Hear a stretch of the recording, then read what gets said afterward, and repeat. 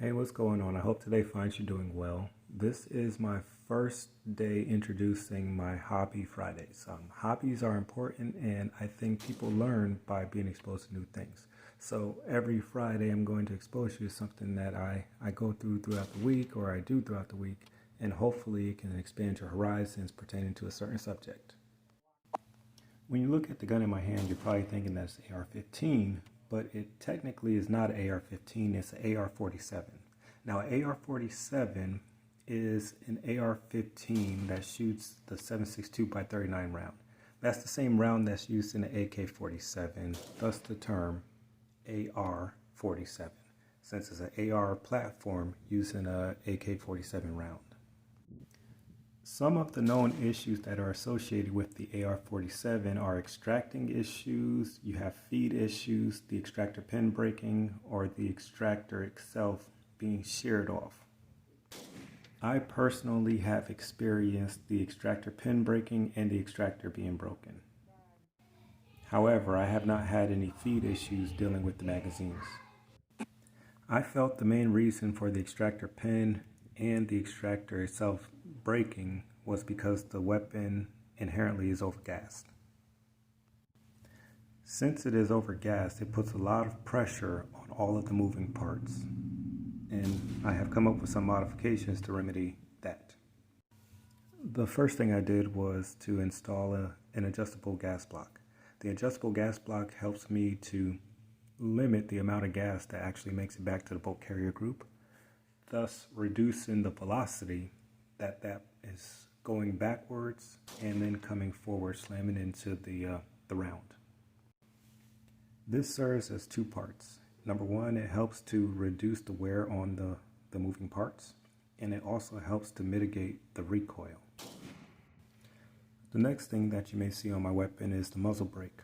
Now, that muzzle brake that you see is a $30 eBay muzzle brake. It still works exactly the same as one of the high dollar ones, but it saved me a little bit of money. The original platform that I used was the Diamondback AR-15, and it was perfect for what it was. This was originally a pistol, but the issue I had was it started off with a 7.5-inch barrel. The 7.5-inch barrel fires perfectly, but the issue is the concussion and the sound that emanates from that barrel being so short.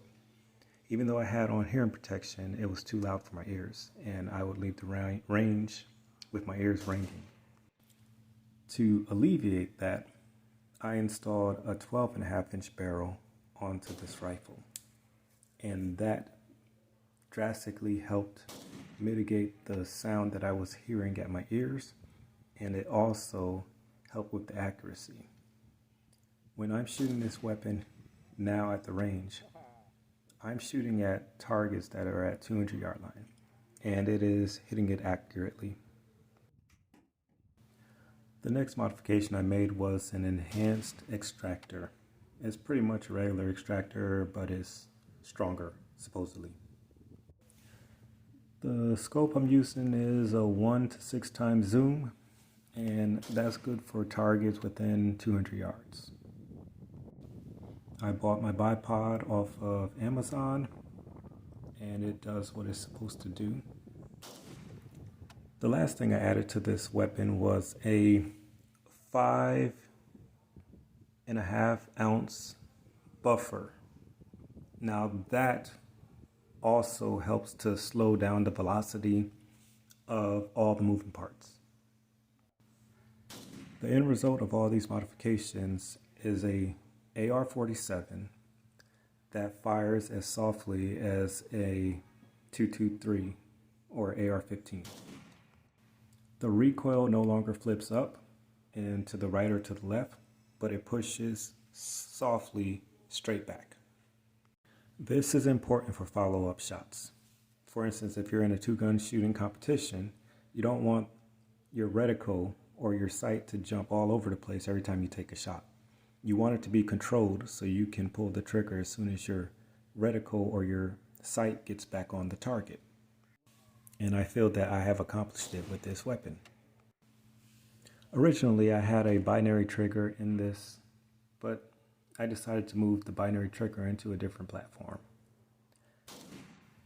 Therefore, if I had to make one more modification to this weapon, it would be a trigger.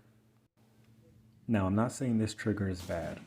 I'm just saying it has a little bit of creak that I don't like.